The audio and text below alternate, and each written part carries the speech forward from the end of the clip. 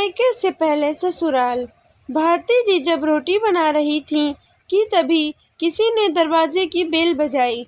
बेचारी भारती रसोई घर में अपने हाथों में लगे आटे से भरे हाथों के धोने तक लगातार दरवाजे की कुंडी बज रही थी।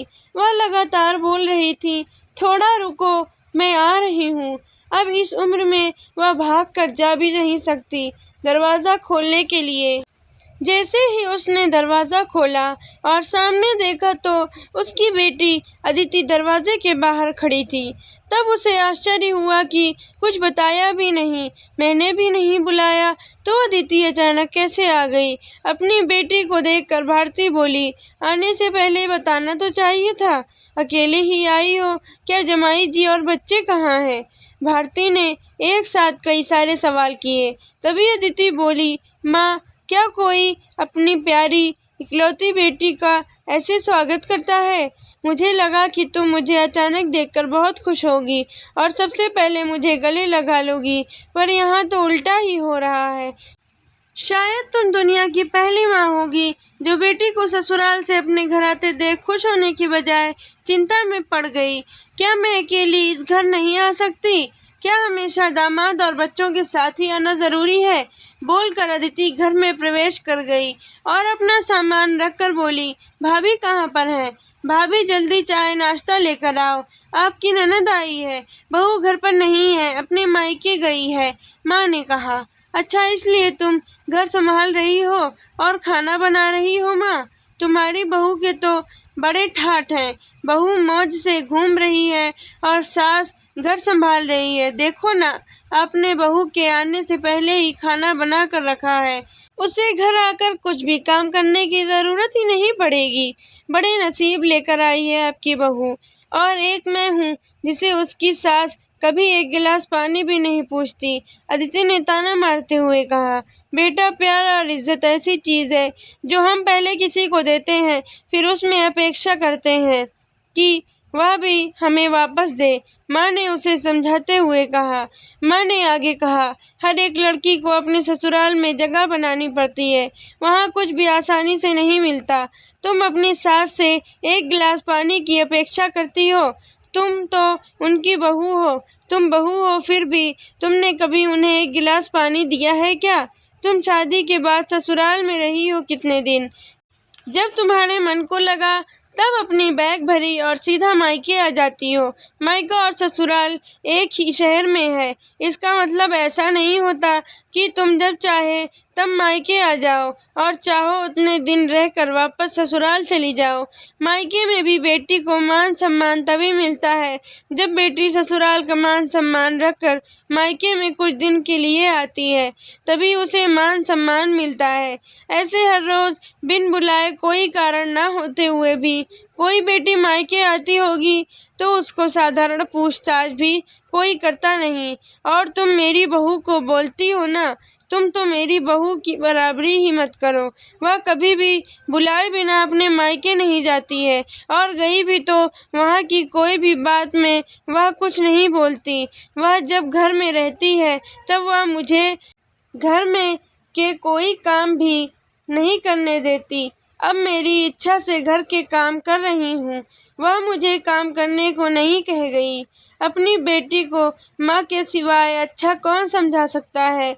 मुझे तुम्हारा स्वभाव अच्छी तरह पता है।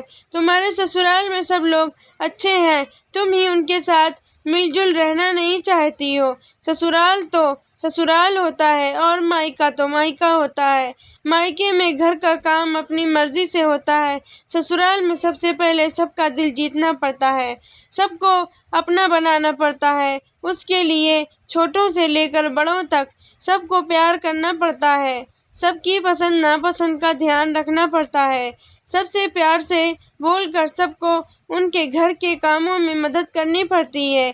तभी सब लोग घर में आई नई बहू को स्वीकार करते हैं, उसे अपना मानते। तुम जिम्मेदारी लेने के लिए तैयार ही नहीं हो, इसलिए रोज रोज मायके चली आती हो, यहाँ आकर भी वही करती हो। अभी की बात देख लो, घर में कदम भी नहीं रखा, उतने में भाभी को ऑर्डर देना शुरू कर दिया। भाभी मुझे चाय नाश्ता लेकर आओ।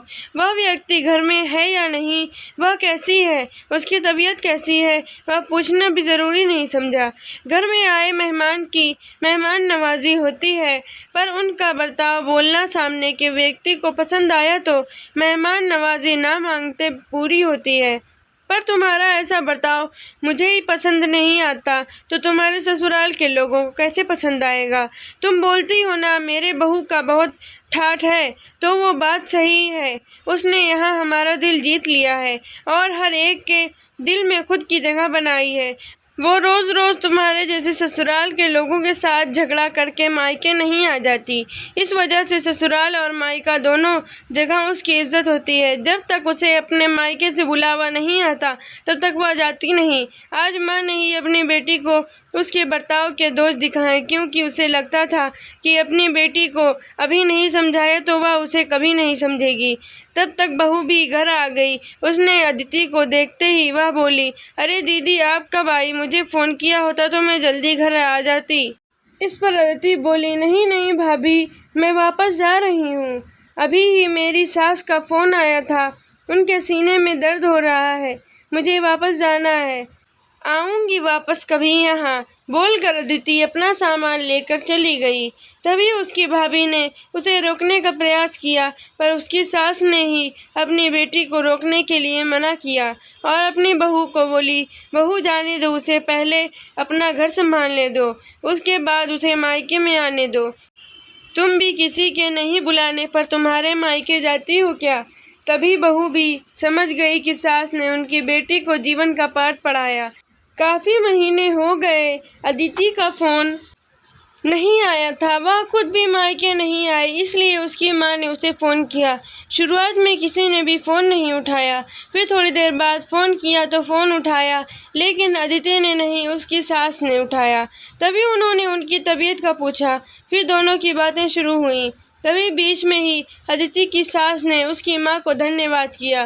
तब अचानक उनके ऐसे बोलने पर उनको कुछ समझ नहीं आया, इसलिए भारती जी ने वापस पूछा, आप और किसके बात कर रही हैं? अदिति की सास बोली, नहीं तो फिर आप धन्यवाद किसको बोल रही थी?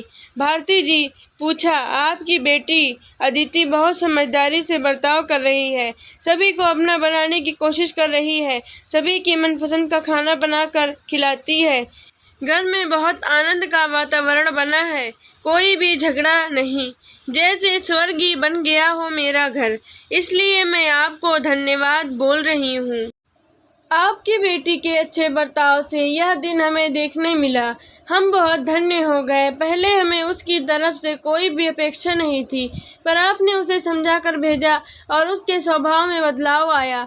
आज उसी अदिति को मायके जाना तो दूर की बात है, फ़ोन पर बोलने के लिए भी उसके पास वक्त नहीं है, वह अपनी गृहस्थी में व्यस्त हो गई है। दोस्तों, सभी माँओं ने अगर अपनी बेटियों को ऐसा समझाया और उनको समझ आ गया तो किसी भी घर में झगड़ा होगा ही नहीं और कोई भी घर टूटेगा नहीं। दोस्तों, अगर आपको हमारी कहानी पसंद आई हो तो हमारे चैनल को सब्सक्राइब और वीडियो को लाइक ज़रूर करें, ताकि हमारी हर कहानी आप तक सबसे पहले पहुँचे।